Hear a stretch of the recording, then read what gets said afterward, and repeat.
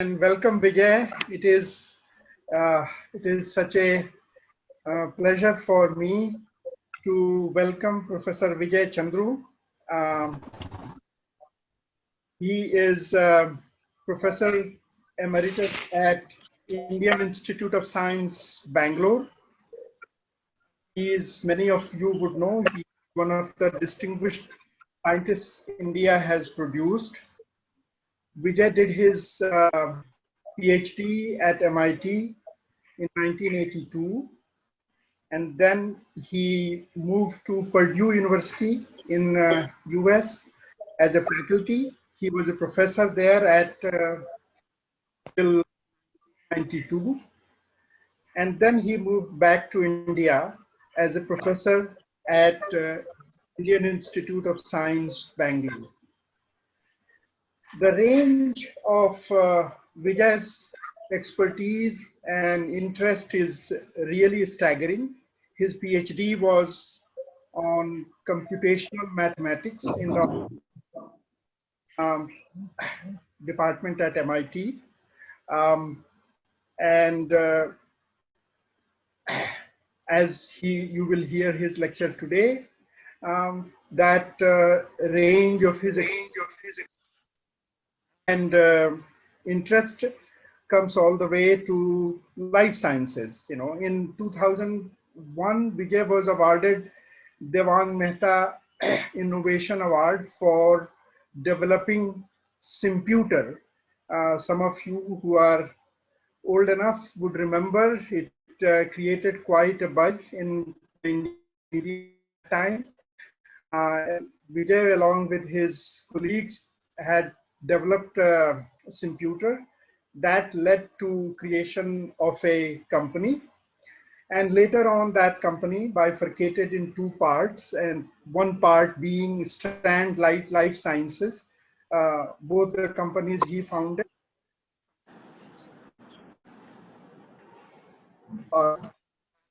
Corporation, a global corporation working in age of technology in gene technology and precision medicine.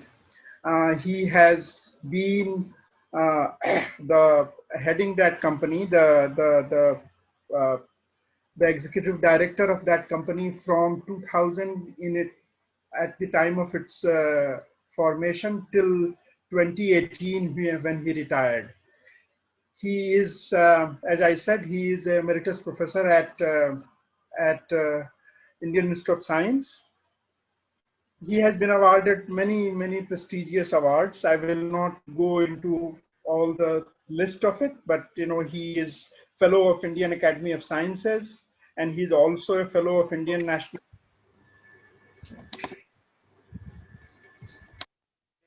Award. He was also awarded the President's Medal of the Institute of Operations and Management Sciences, and so on. I may end on a more personal note. I hope you will not consider me too narcissistic, or you know that I'm trying to bask in his glory. It's a fact, you know, we are very close. He is a dear friend of ours. We have been friends till from our student days. It goes back to 1978, and you know, our daughters were born the same year in the same town on the same campus, and 1 year later we both graduated from the same campus, you know, with a PhD degree. So yes, I have a right to bask a little bit in his you know, reflected glory. I am so glad and so happy to welcome him today. NSI is really fortunate to have him today give this talk. So over to you, Vijay. Thank you, Subhash and Ravi. I've been listening in on all the talks that NSI has organized, and so you know, as soon as you suggested that that I speak in this series, I you know, readily accepted. I do hope I can do justice because I heard some really outstanding presentations before me, and of course, I hope that a little bit of science and technology mixed with sort of the social aspects of ethics and impact and so on, which I'll try to bring out in this presentation will be fine. I'm happy to take questions. I'll try to finish in about 45 minutes or so that there is some time for interaction as well.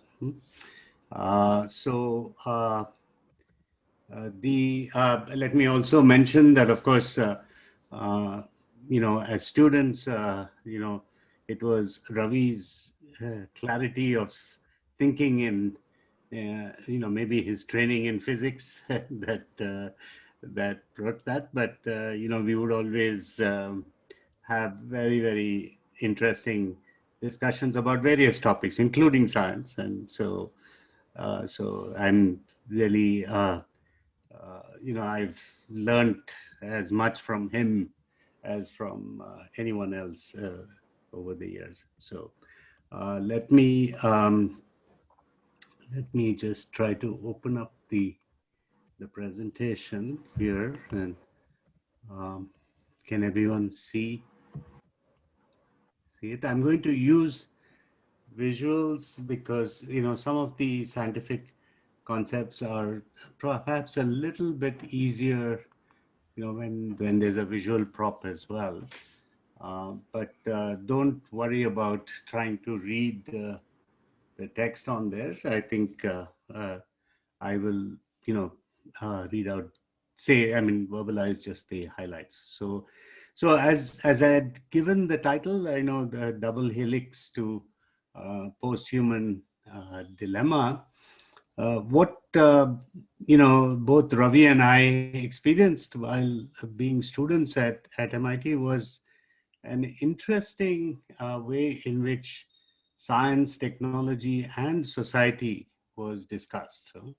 And there was that although it was primarily a scientific institution, there was always an interest in the social connections of what we were doing in science and technology. And I think that's the lesson that I'm trying to convey in the context of the biotechnology revolution that we're all in the middle of right now.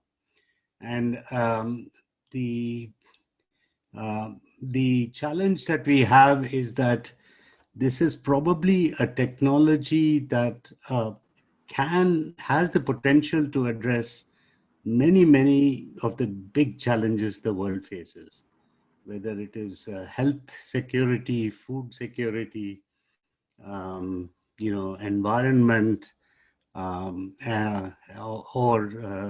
even energy and fuel. Um, this technology has the potential to address many of these big issues, and so today we'll largely focus on health, but it can actually have a much wider impact. And so there is that, but there is a little bit of a dark side of how this technology gets used, and I think that is the dilemma that we need to be aware of and address appropriately.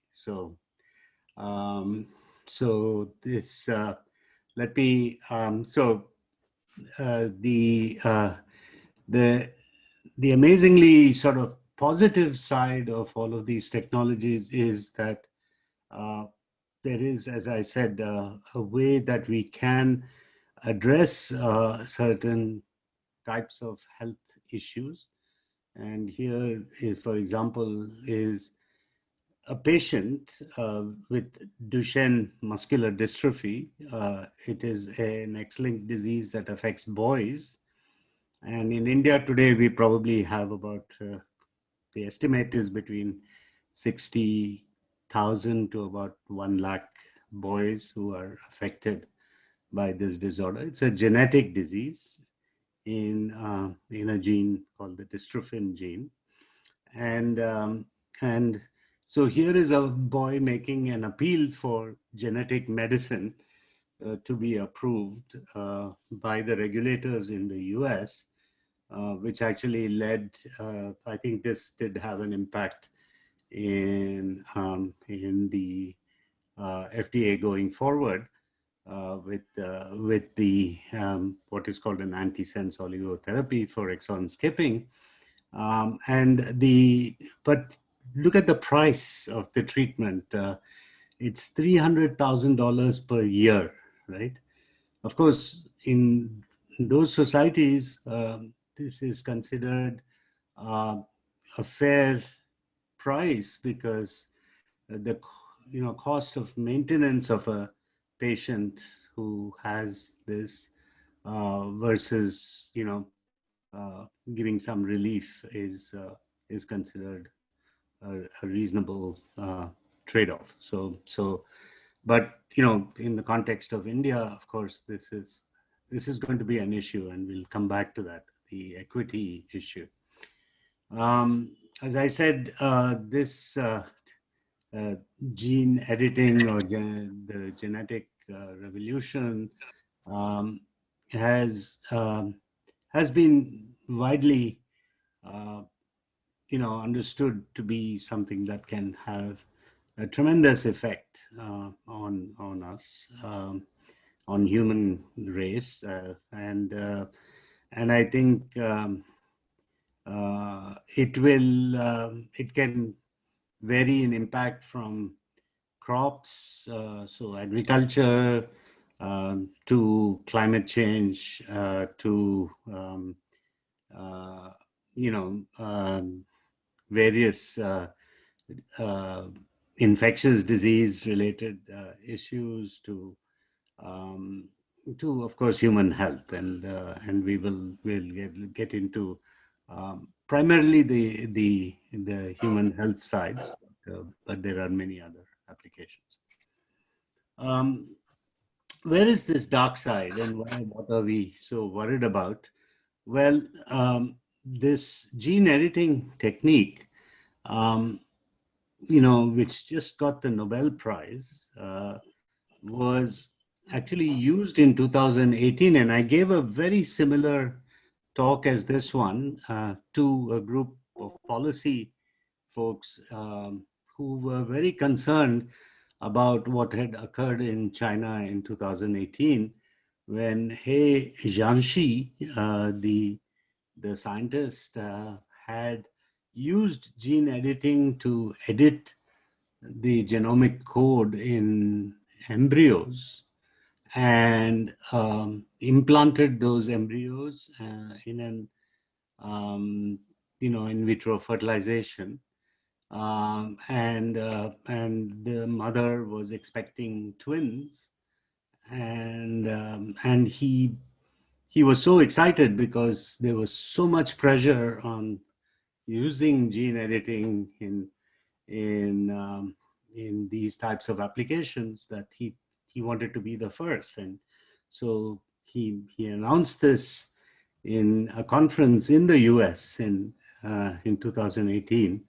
And of course, there were a lot of repercussions because this was not really ready for this kind of application, and the usual safeguards had not been put in place and so forth. So in fact, he had also spoken to Jennifer Doudna about what he was trying to do in technique terms, but she said I had no inkling that he planned to actually use it clinically. So this is the challenge, and this poor lad actually ended up I guess in a lot of trouble, and he's in prison now in China, and he's been fined and given a 3-year prison term. So this is the difficulty in some of these very powerful techniques that they need some kind of regulation. So we'll come back to that. The reason why there's, we talked about impact, but there's also a lot of financial issues involved here. And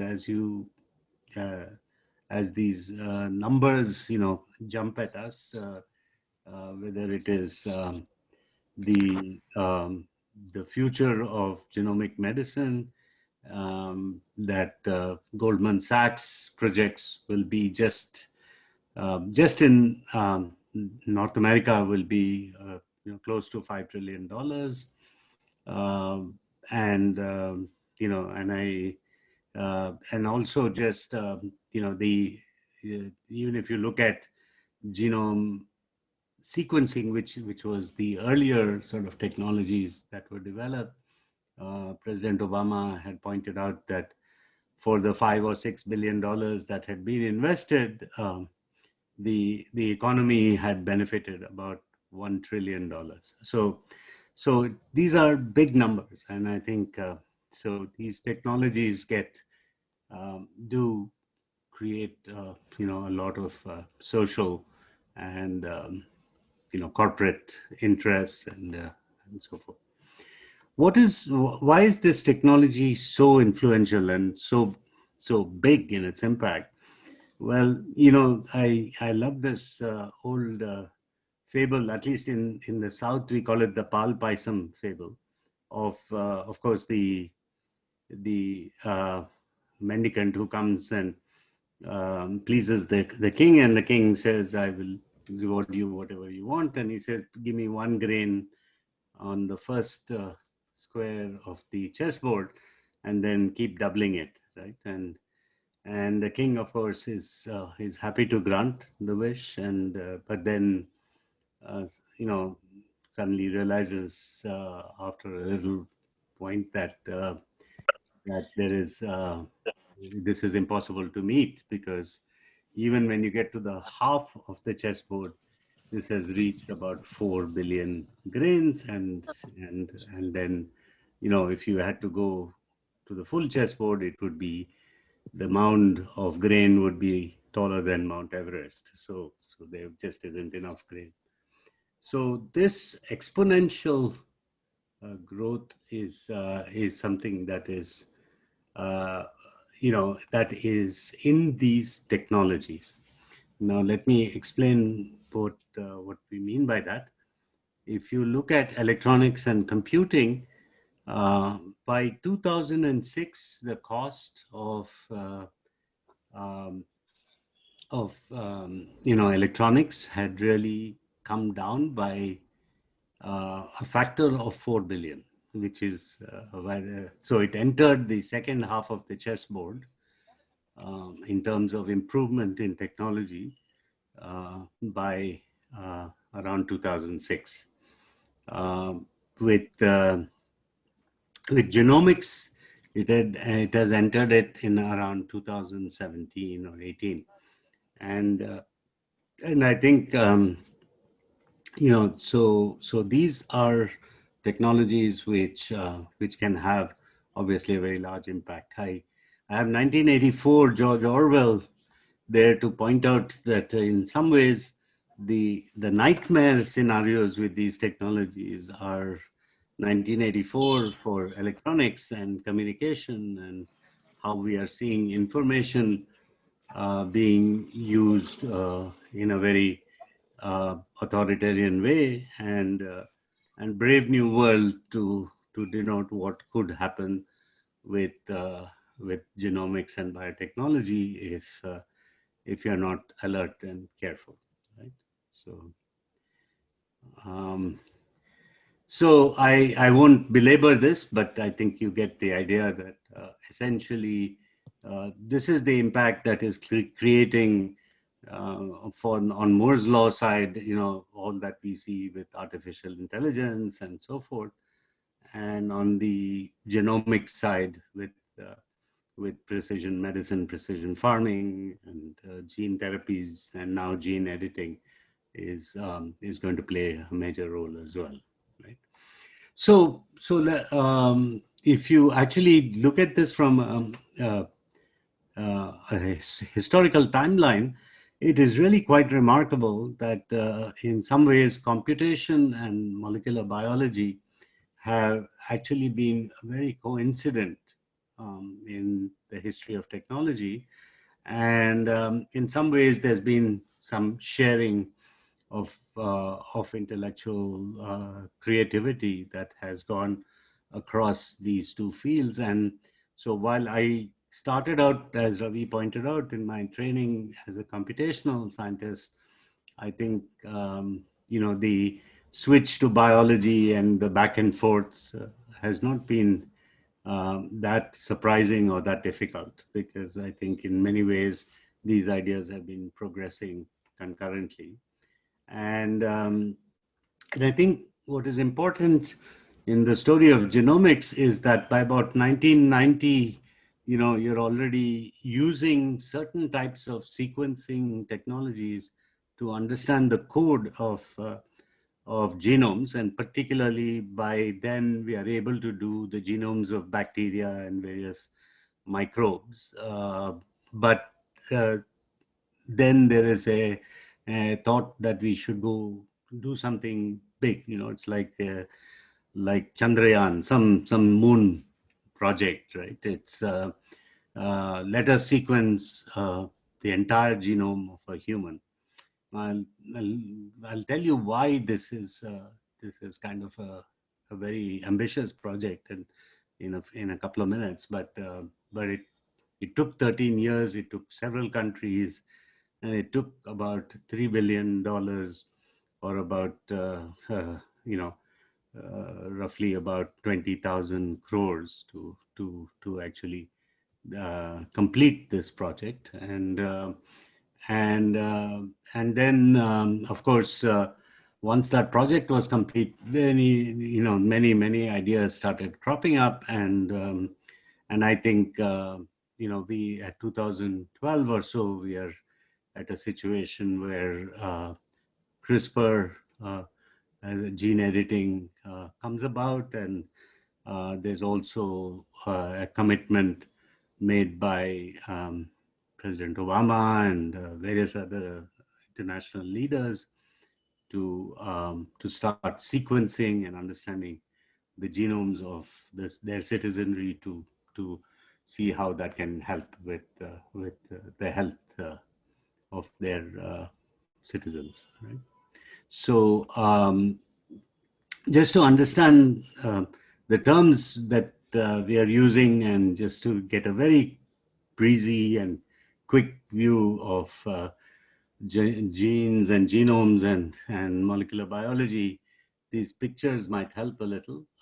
So basically, if you think about a cell, and the genome is sitting inside the nucleus, and it's in a form which we call chromosomes, and there are 23 chromosomes for the human cell. And these chromosomes are actually, in some sense, a long string of DNA which has been wound up.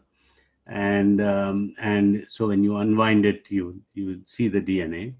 The DNA itself is a long code in a four-letter alphabet, which are the ACGT letters, which represent the acids.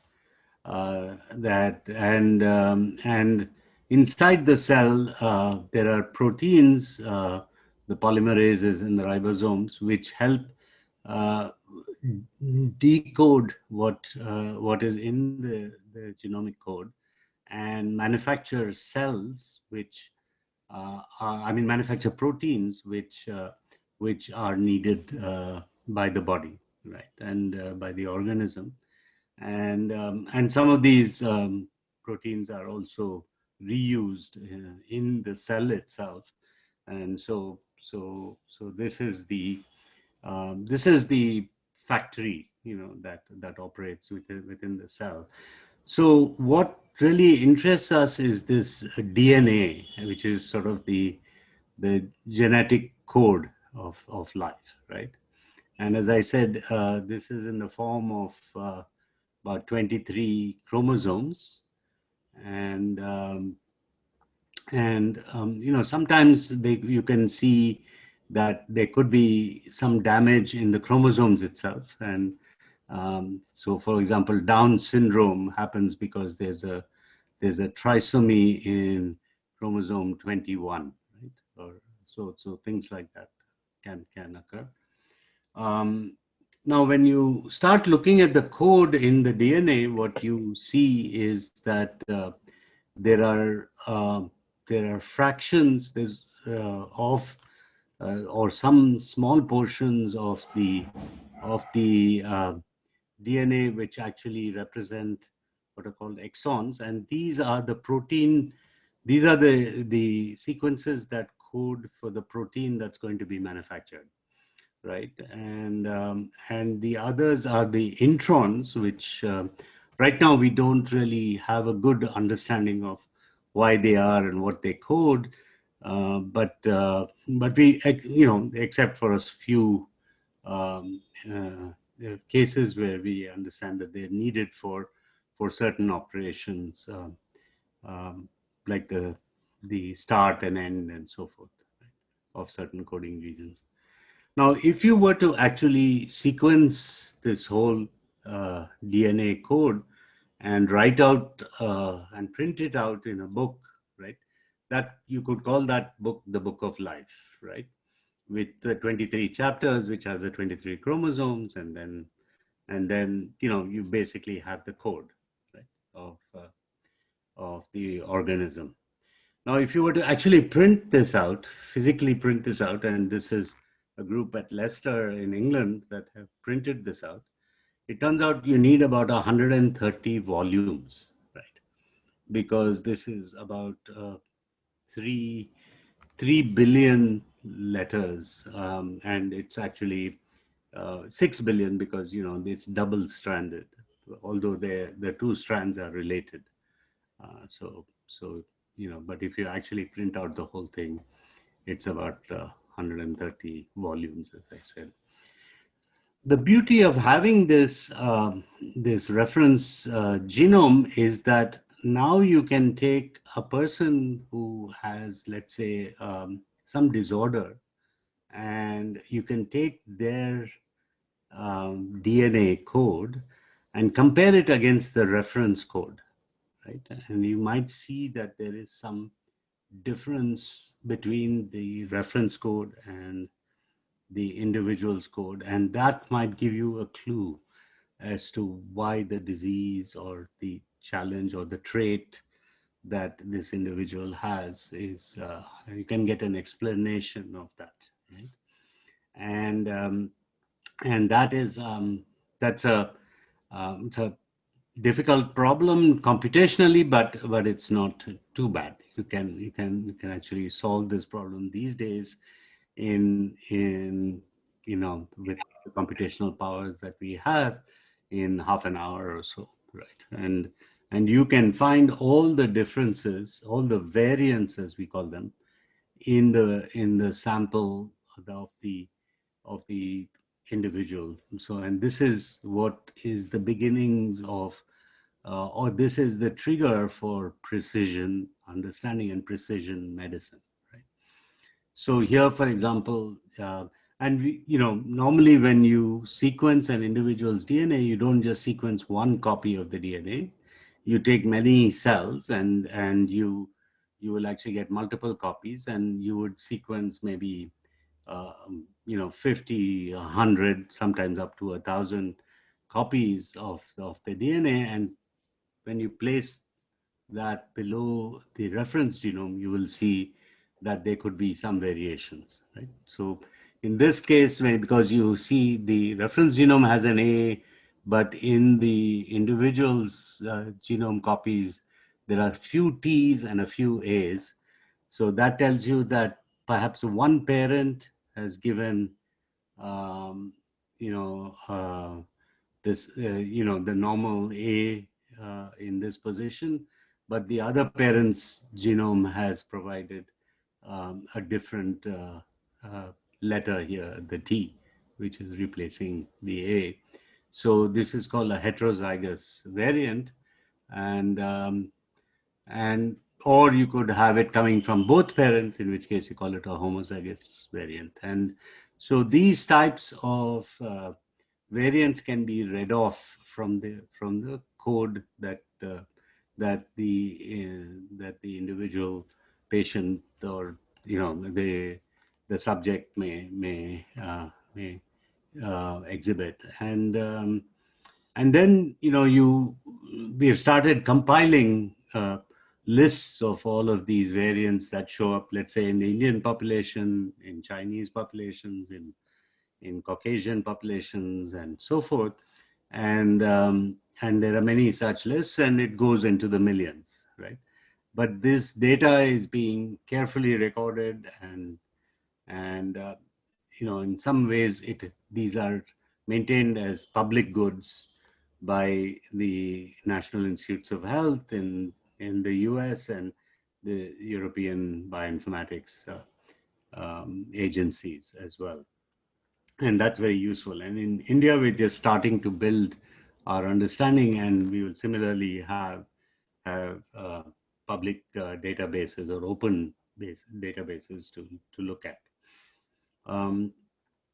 Now so when you actually are in a situation where you have to diagnose a patient, look at perhaps the variants that might have caused a cancer or a particular genetic disorder, there is a searching problem, because you may see many variants to start with, probably in the tens of thousands, but then you have to drill down to the precise mutation that might have caused some disorder. So now this is where a lot of technology has to be put together to do this efficiently.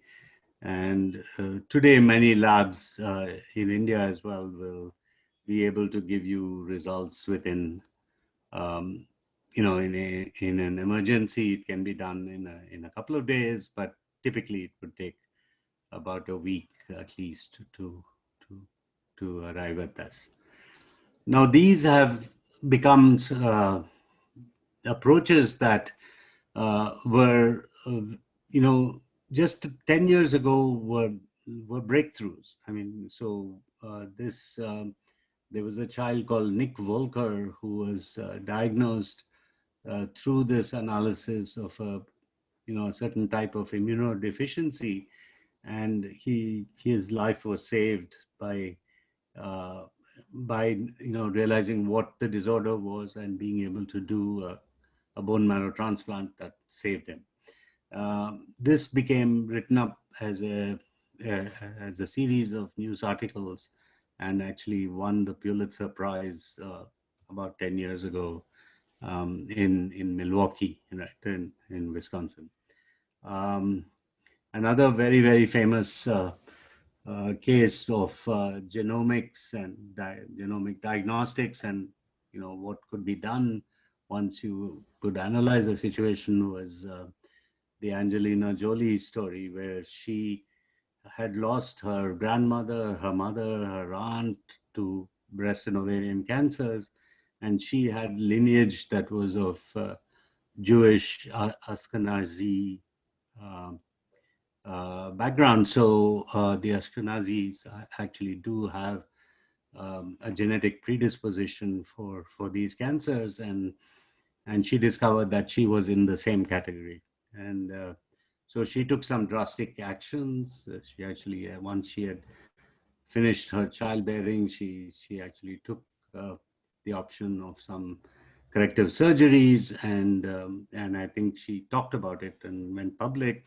And that has, of course, raised a lot of awareness about these genetic factors, and has, at least in women's health, has had a major impact in thinking about how you could detect early and perhaps take some action to help alleviate the cases. As some of you may be aware, these cancers, breast and ovarian cancer, are the single largest cause of mortality today in Indian women, right? This has overtaken cervical cancer, which used to be the more dominant, um, deadly cancer, so to speak. Well, this is uh, this is sort of the story of reading genomes, being able to read them, interpret them, and intervene in terms of being able to diagnose and pick the right treatment for um, patients using the genomic revolution, the genomic technologies. Um, the question of whether you could actually manipulate um, the genomes of people and use that manipulation to actually change the outcomes is what has been recognized with the Nobel Chemistry Prize this year, the work of Jennifer Doudna and um, Emmanuel Charpentier, right? And their work came out in 2012, but really the work goes back to the early 90s when some researchers in Spain, Mojica, was discovered these strange patterns in the DNA or that were within bacteria. And these bacterial um, CRISPR codes, as they're called, which stands for, clustered, regularly interspersed short palindromic repeats. So it has a certain pattern to it, a palindrome. And uh, these turn out to be uh, codes that could, along with a particular protein and an enzyme called Cas9, could actually be used to cut and, essentially like scissors, cut DNA of invading viruses, right? So bacteria protect themselves against these invasions by cutting up the invader, right? Or the code, the DNA code of or the RNA code of the invader. Now that was a phenomenon in nature that or in these microbes that had been observed. But now how to control that and how to create a technology using that was an open issue, and it took quite some years to actually come up with the technique. There were many scientists who were trying, but it was these two, Jennifer Doudna and Emmanuel Charpentier, who actually came up with the idea finally. And a year later, these Boston scientists at MIT Broad and at Harvard, I think George Church at Harvard, along with Feng Jiang at Broad, also came up with this. It pointed out that this CRISPR-Cas9 genetic editing could also be used in human cells for medical applications. So then, essentially the game was on to see how this CRISPR could be used to edit genomes of all the way from small organisms to human, and finally to think about treating patients with these techniques. And so leukemias, and if you read some of the interviews that Jennifer Doudna has given after the award was announced, they're working on sickle cell, they're working on many on diagnostic ideas that again use the CRISPR technology. Um, just wanted to flash that um, India is not far behind. I think so. ICMR just approved a test called Feluda, which employs this CRISPR-Cas9 technology. It was developed at a lab in Delhi, one of the CSIR labs, IGIB, the Institute for Genomics and Integrated Biology, and by a young scientist, Debajyoti Chakrabarti, and his team. And it is now being offered as I guess, a 500 rupee test for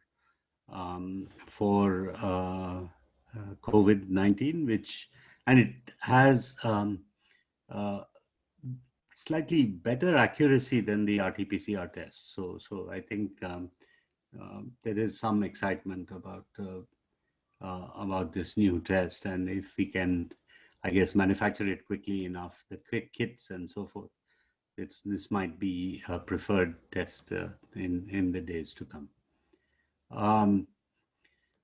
CRISPR going into the clinic, as I said, people have been little more careful about, because diagnostics is one thing, because you're not actually putting anything that you edit into the body, so people have been experimenting in many ways with working on embryos and seeing if they can actually do genetic manipulation and correct various diseases, but they have not actually gone ahead and put it back into a human, except for the Chinese experiment that I talked about initially by He Zhanxi. But this particular mutation, for example, that Paula Amato has shown can be corrected, is a mutation that causes hypertrophic cardiomyopathy, and it's a mutation that is very prevalent in our part of the world. So it is our subcontinent that actually suffers from hypertrophic cardiomyopathy that is caused by this genetic mutation. So in some ways, her work is very relevant for the South Asian subcontinent. This has raised, as I spoke about right in the beginning, the issues of cost of these treatments and the inequality. How would you pay? Some of these treatments are being priced at $2 million. Some of the early gene therapies that have been introduced in the market by companies like Novartis and so on. The awareness in India about rare genetic diseases that could be helped with these types of genomic technologies has been, there have been very dedicated geneticists who have worked on this for a long time. But in the last 5-6 years, I think there's been a lot of awareness that's come up, and including at the leadership level of the principal scientific advisor and several Department of Biotechnology. He was at that point heading the Department of Biotechnology. There are policies that are being written about these genetic disorders and orphan therapies or orphan drug treatments that are available for them. And this is actually a colleague of mine, Namita Kumar. She actually has thalassemia herself, and she's a great advocate for more attention and whenever the government slips up, she's always ready to raise her voice, write to the newspapers, and raise the issues. So she and I worked together on creating awareness, doing programs every year, every few months actually, to actually try to bring uh, attention of policy and government and physicians and patients together to understand these issues. We've also been creating foundations now to work on particular disorders. We are working closely on hematology, um, hemophilia, bleeding disorders, and what are called hemoglobinopathies like sickle cell, which affects, of course, a lot of our tribal populations, and beta thalassemia, which affects was initially a problem concentrated in the northwest and western states, but now has become, widespread. And so there are many patients who are waiting for these genomic treatments, and so we need to take them forward, and that's been sort of the effort. I wanted to end on a happy note. I think this young Sardar boy, Karanveer Singh, we call him Master Muscle. He's kind of a superhero. He has Duchenne muscular dystrophy, the disorder that we started with, and his family and a group of people in Bangalore decided that they have to, take the research forward on their own, and have somehow scraped their savings and their assets together, about 10, 15 families, and they've created a medicine. I mean, it's just amazing. And the Sarepta medicine that I mentioned at $300,000 is now available in India for 1/10 that price. Okay, it's still not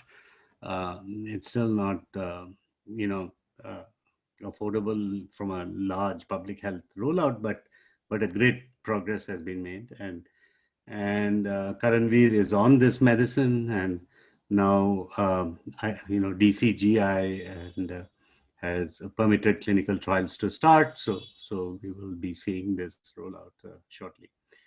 Um, I wanted to just leave you with some references and readings. I think uh, for students and young people, I would strongly urge you to look at this book that my colleague Ramesh Hariharan at IISc and at Strand Life Sciences has written. It's called Genomic Quirks, and he's called it whimsically, I guess, the search for spelling errors, because that's what they are, right? Genomic quirks are in the DNA code and in the book of life, so if you want to call it that. And so there's some very nice case studies, and he has written it like a collection of detective stories. So you can actually, it's very engaging to read these. I think it's free online. So you can get an ebook version online. You can also buy it. I think ISC Press sells it in the marketplaces. And there's a few other readings, I think, that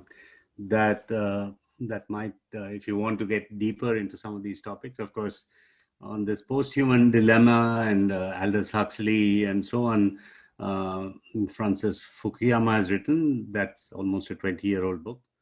Um, uh, there's a much broader agenda than what we are seeing right now with gene editing, and that is called synthetic biology. And that's really kind of trying to create completely new life forms from the ground up, right? So basically, can you actually write a genome from start to finish, right? And George Church at Harvard is sort of the person leading that.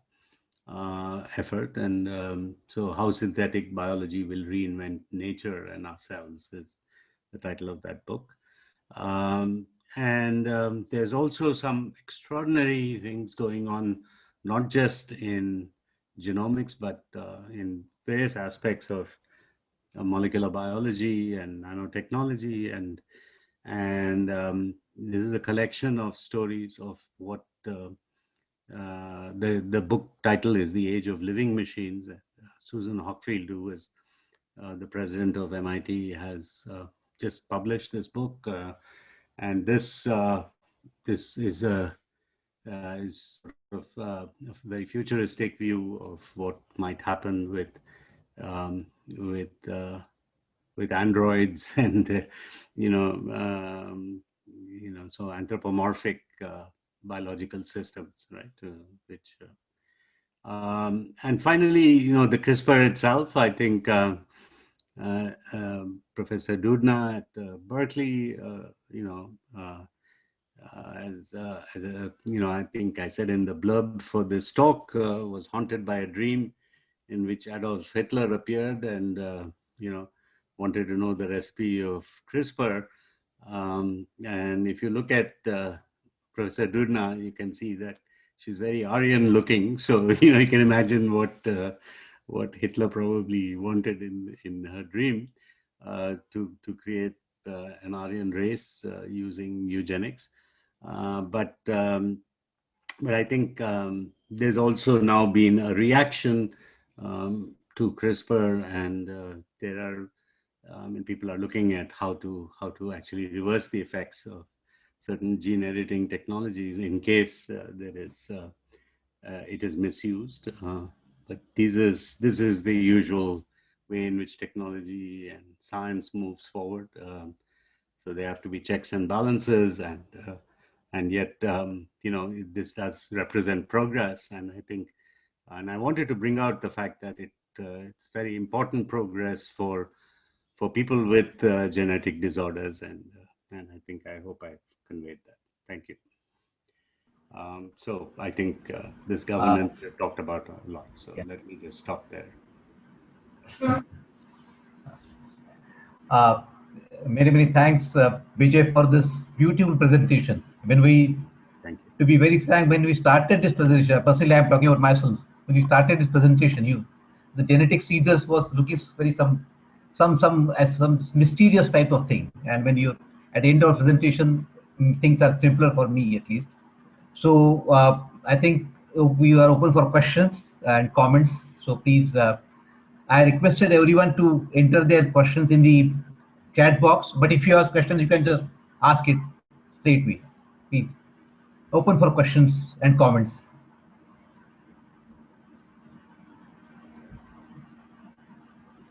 I think while we are waiting for questions, maybe I will also just qualify that, of course, while I'm a professor at the institute, I'm also an entrepreneur, and I, have built now one company that has done a lot with genome reading and diagnostics.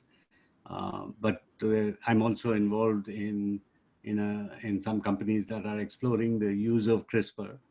Of course, we will do it very ethically and so forth. But I do want to be clear that I'm involved right in this.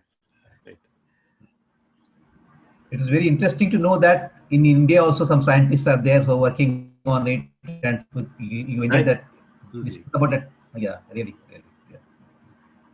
So it is actually CRISPR as a technique has become a part of the toolkit because it's been around for 7 or 8 years. It is used for making knockout models of of various model animal systems, which can be studied. So you can actually cut and paste to really make these knockouts, knock-ins. So it's become a tool that is used extensively by biology labs, and it's not a very difficult technology. So almost any adept molecular biology lab today can do this. So that's the beauty, and it's the danger of it also, right? Because it can be misused in that sense, right? It's I do it yourself lab can also be doing some very profound experiments.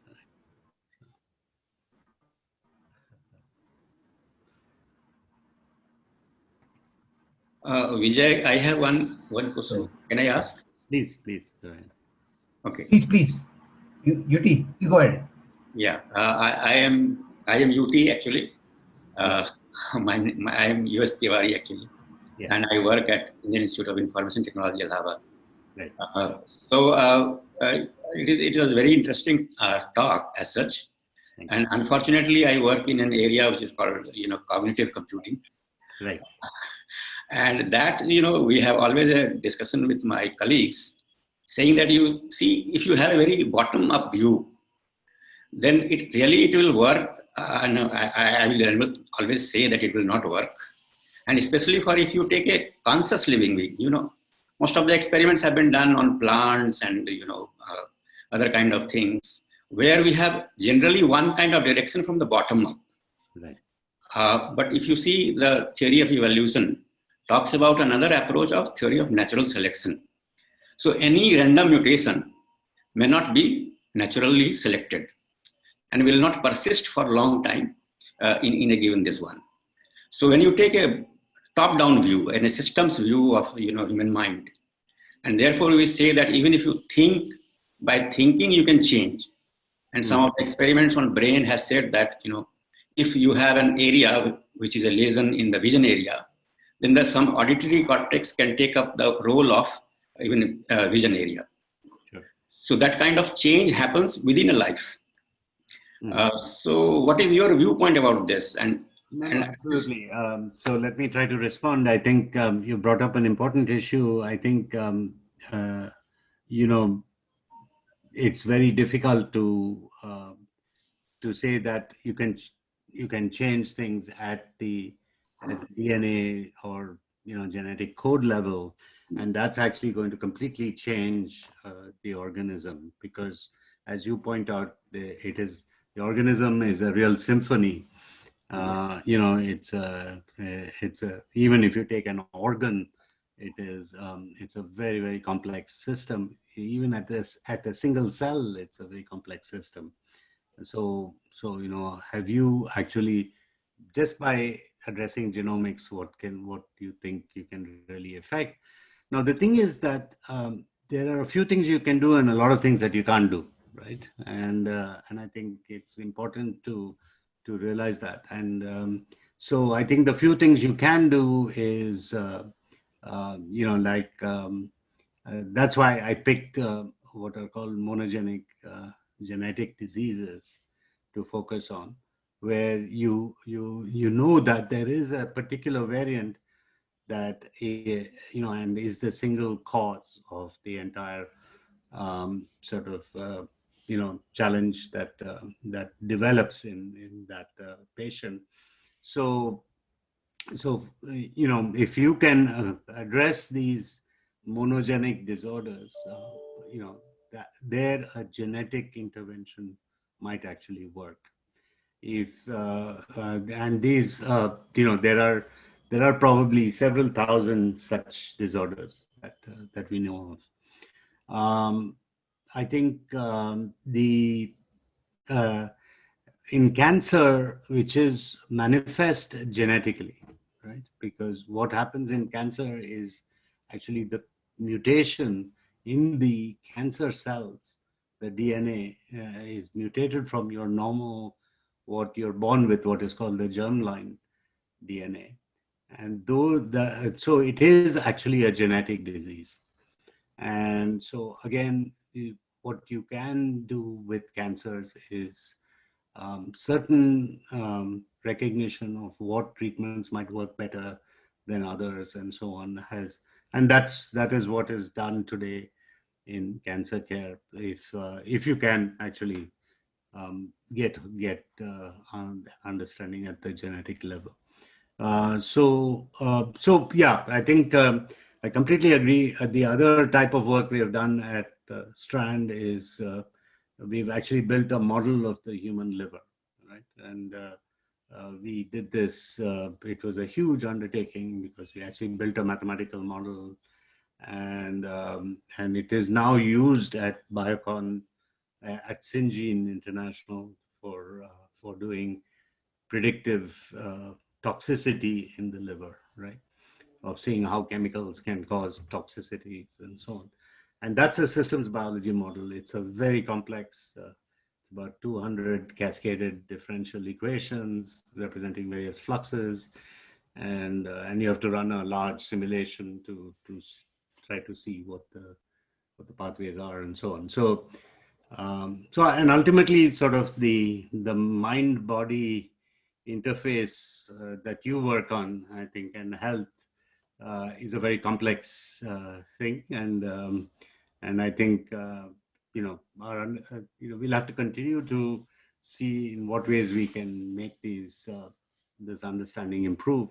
And from genomics, we will go to transcriptomics, to proteomics, to metabolomics, to and get to an understanding of the at the cellular level, if you can get some understanding. That I think is where you can probably look for some real impact, and there you will see.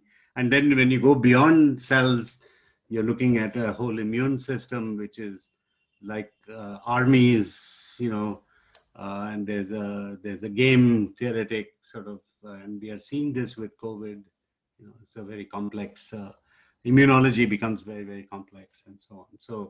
So there is, I think science, progresses gradually, and I think the quantification of biology and understanding in biology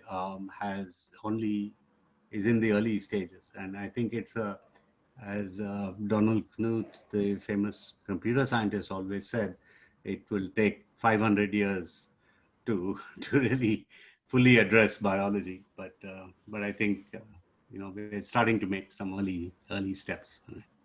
So. Thank you. Sure. This is a question from a student. Her name is Smriti. Yes. She wants to know, where do you draw the line of ethics? People so much as question embryonic donations, something that is crucial when looking at genetic biology. Where do scientists draw the line? Question from Smriti. Yeah. So nice question, Smriti. I think I'm not even sure that everybody understands this, because it's so fast moving now that I think there is a collective understanding that's slowly emerging, right? I think so. ICMR, for example, has the primary role in trying to draw the line, right? Today, for things relating to this type of use of genetic tools in clinical applications, right? If you are looking at applications in agriculture, it would be a different agency, and and so forth. So there are various official sort of regulators who will draw lines for you, right? On the other hand, there's also self-regulation. And so, for example, in gene editing and gene therapy, but little before this whole Chinese adventure happened, David Baltimore from Caltech, who was a professor when Ravi and I were students at MIT, actually drew an international sort of conference together to discuss this issue of how we should self-regulate our experimental work in with gene manipulation, gene therapies, and so on. And so some guidelines have been written, but I think it's finally a question that is going to have to involve a lot of agencies to come together to to figure out what we want to do, and there will be violations, and there has to be some way of dealing with those. This is not so different from what happened when the first ideas of recombinant technologies came about, which was sort of the birth of biotechnology. And when I think this is again harks back to the days when we were students in Cambridge. There were protests, labs were shut down in Central Square, not far from MIT, and people said that these are Frankenstein experiments going on, and that they need to be controlled and so on. And so they actually post the development of recombinant technologies. I think a lot of guidelines were laid out. There was I think it was an Asilomar conference in California, in Monterey, in the early 80s, that actually laid down some of those guidelines, and you can actually go and find that. And I think those guidelines have served the biotechnology world pretty well until this whole new business has come up, right, of gene editing. So I think there'll have to be a revision of those guidelines, and I think this is again something that Professor Doudna has talked about recently in some of her interviews after the award, about the need for relook. Now remember, genetic manipulation happens in many ways. Today, I mean, we are talking about actual laboratory techniques for genetic manipulation, but think about what happens at in vitro fertilization clinics, and where you choose the kind of embryo or egg that gets implanted. You could, I'm told that in Malleswaram and Bangalore, you can even choose the subcaste of Brahmin egg that you wanted, and so on, right? It's so there is some genetic manipulation happening at that level. And in vitro fertilization clinics today are so widespread, right, that we don't know how to actually regulate or control them, but but these things are happening, and I think it's a constant battle. I think we meet every year as a community in something called the Cell and Gene Therapy group at CMC Vellore, and some of these guidelines are discussed there, but it's an ongoing process because it's a very fast moving field. So thank you so much for the answer.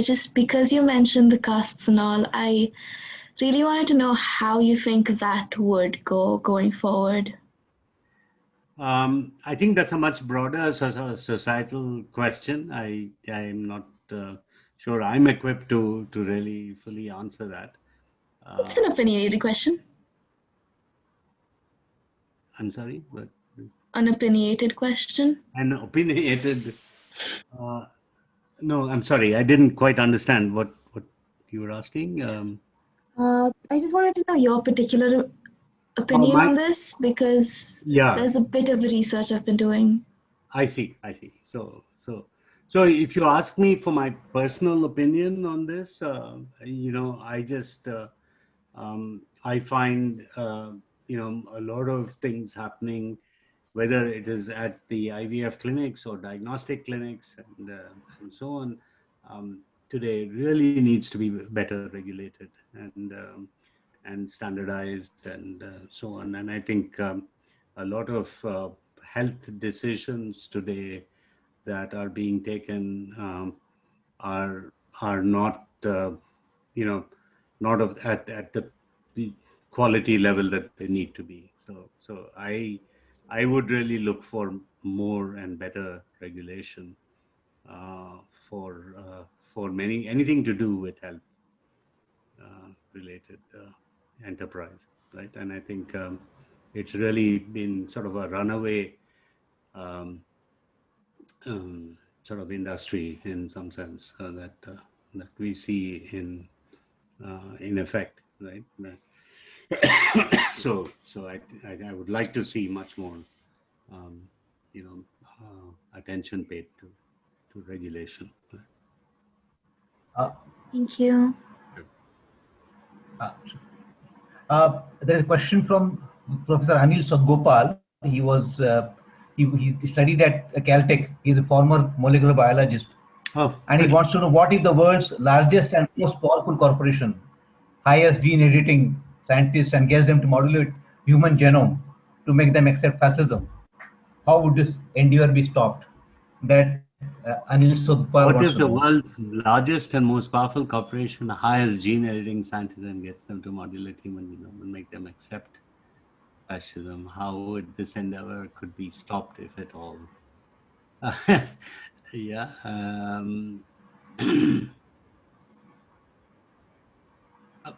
Well, today, you know, one of the most powerful corporations in this whole gene editing space, you know, are probably pharmaceutical companies, right?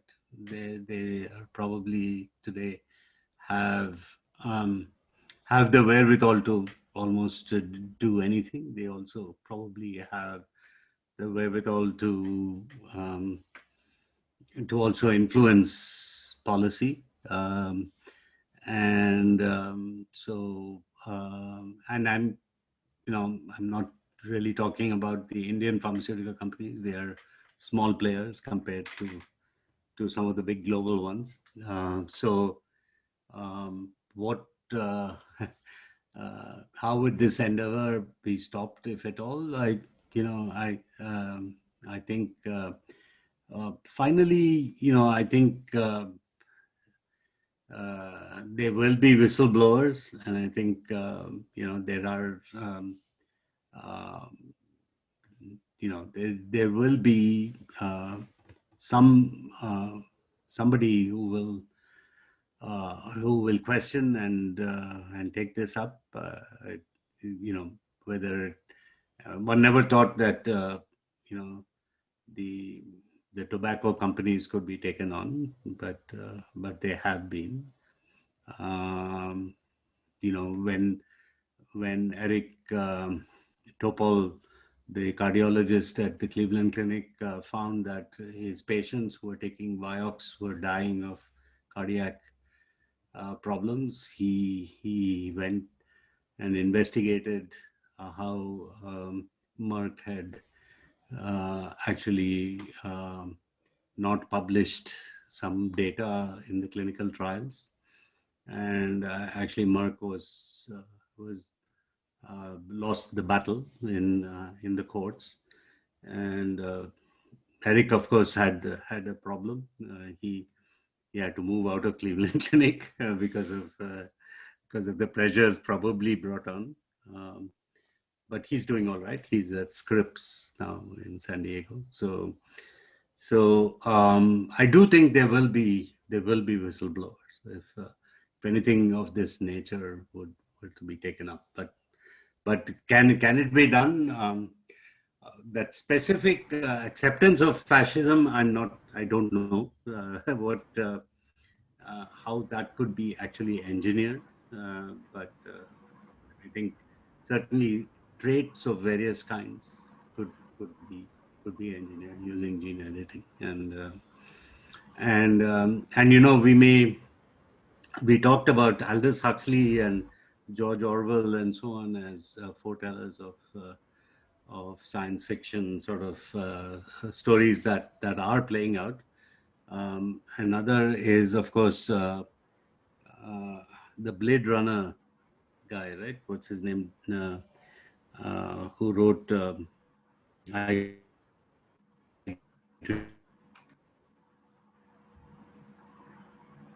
Sheep. Is the author. That might, you know, there one should also be looking at at you know, this sort of manipulation which could create very serious effects, right, in society. But those were Hollywood. There is another question from Siddhant Pandey. Most genetic treatments are applied Films in the embryonic stage so that the body can develop the modified set of genes.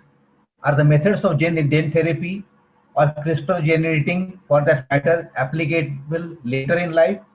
Are repeated therapy sessions the only way then as of now?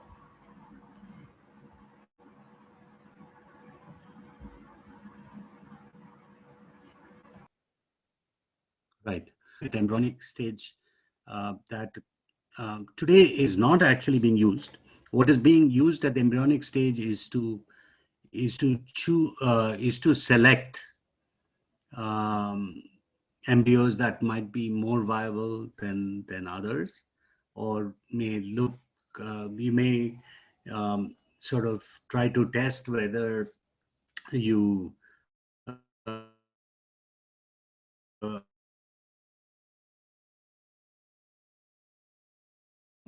reject what is used, not actual editing, except for the Chinese case that we heard about, and which has been documented now. Many disorders actually of the kind that we were discussing, like the thalassemias and so on, if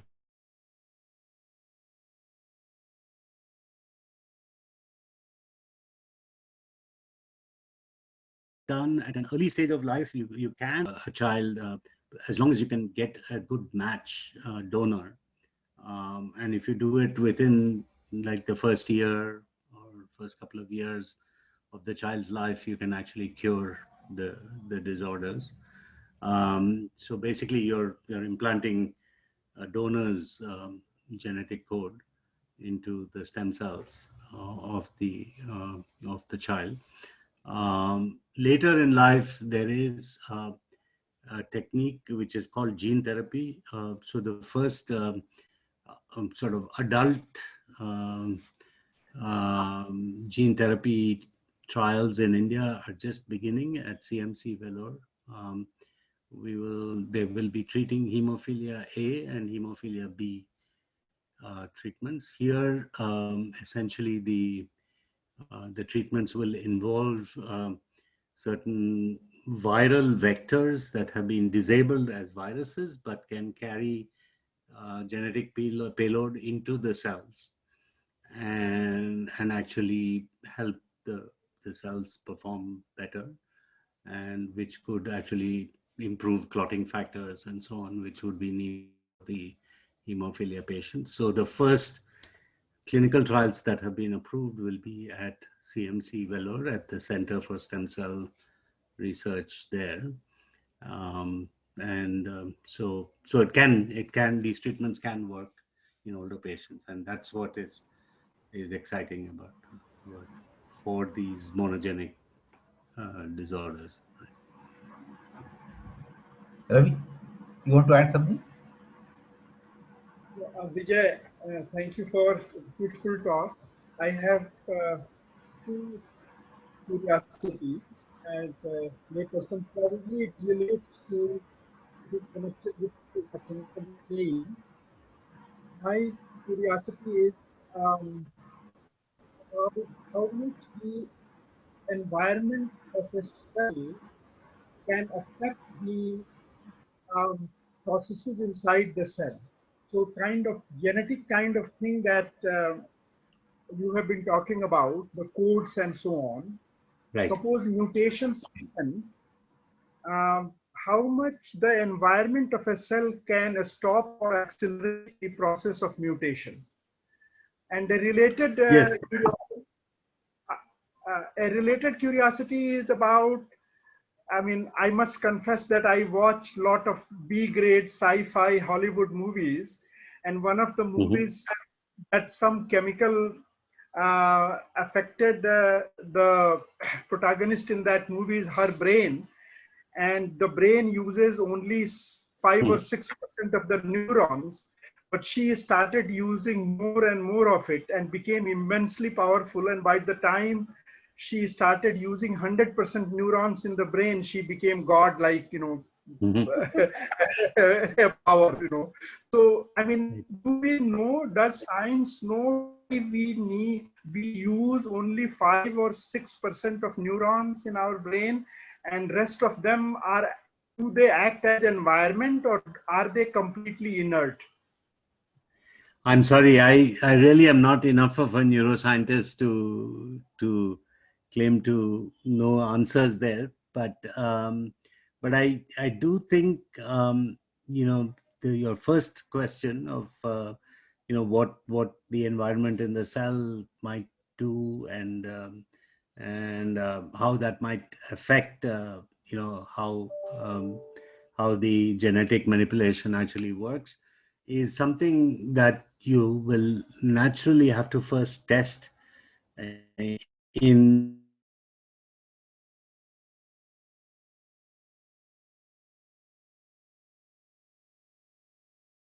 cell lines in the laboratory which are actually testing or an organism directly.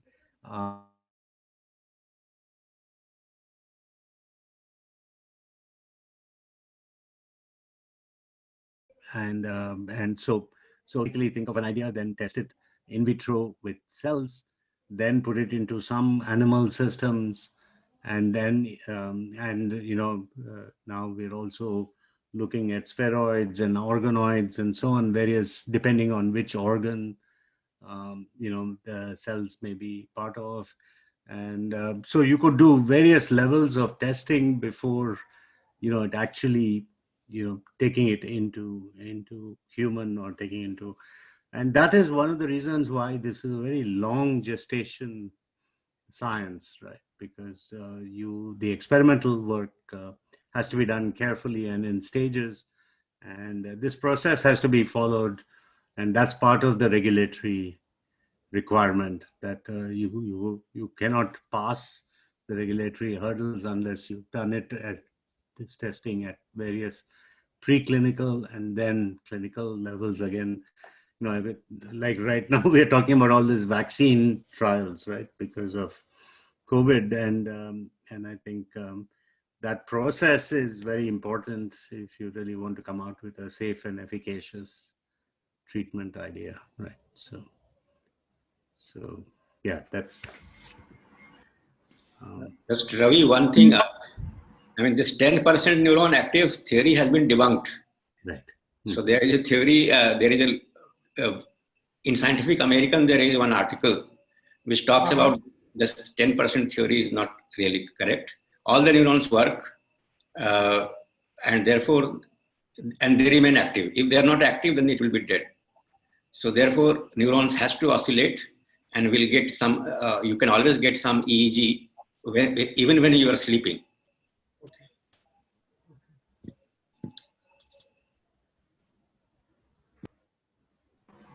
So, any more questions and comments? Yeah. So, many thanks, Vijay, for this exciting presentation, and making us more curious about the whole genetic genome revolution. Thank you. And sharing those interesting books also, so that friends can read and understand it more. Right. So many thanks again for all of you. Right. You want to add something, Vijay? Yeah, I just want to say that I have shared the presentation with the Umang library. I guess I've given it to Ravi, and so feel free to distribute if anybody wants. So particularly some of the references and so on, they'll be in the slides. Yeah. The other thing I just want to mention is that, as Ravi said, I'm a computer scientist and I got pulled into biology.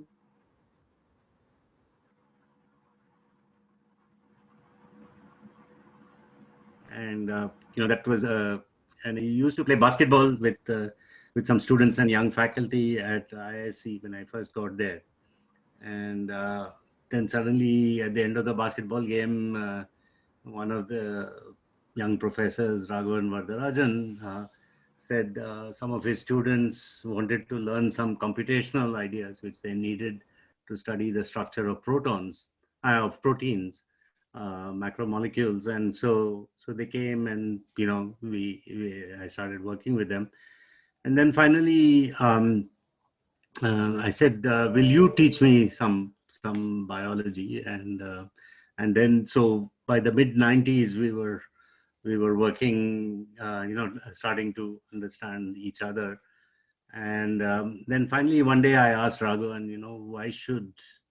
why should I jump into this? Give me a good reason. What do you think I can contribute, and so on. He said, don't you want to understand the mystery of life? Right. And so that has stayed with me, right? And so I think I've made some small progress in that, but I think it's been a lot of fun and to work at this interface of fields. And so I think that's okay. Right. Thank you, and thank you for